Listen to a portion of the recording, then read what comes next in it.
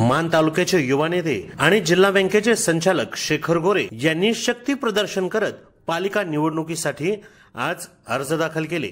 शेखर गोरे यांना राजकारणातील एक वादळ म्हणून संबोधलं जातं। पालिका निवडणूक जाहीर झाल्यापासून सर्वांचेच लक्ष शेखर गोरे हे काय भूमिका घेतात, कुणाला पाठिंबा देतात का कोणासोबत जातात यावर राजकीय समीकरण ठरत असल्याने प्रत्येकाचंच लक्ष लागून राहिलं होतं। एकीकडे भाजप विरोधात सर्व गट एकत्र येत असताना एकला चलोरोची भूमिका शेखर गोरे यांनी घेत अचानकपणे पहिल्या टप्प्यात 7 उमेदवारांचे अर्ज दाखल केले। यामध्ये नगराध्यक्ष पदासाठी येथील माजी नगराध्यक्ष विलासराव माने यांच्या सुनबाई सौ गौरी विशाल माने यांचा अर्ज दाखल केला आहे। तसेच इतर प्रभागातूनही आपल्या उमेदवारांचे अर्ज दाखल केले आहेत।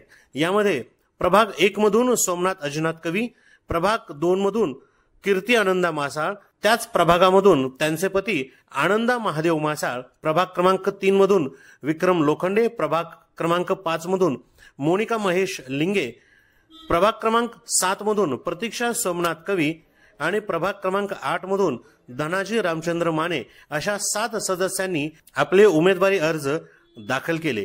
निवडणूक कार्यक्रम जाहीर झाल्यापासून पाठीमागच्या काही दिवसात कोणताच अर्ज दाखल झाला नव्हता।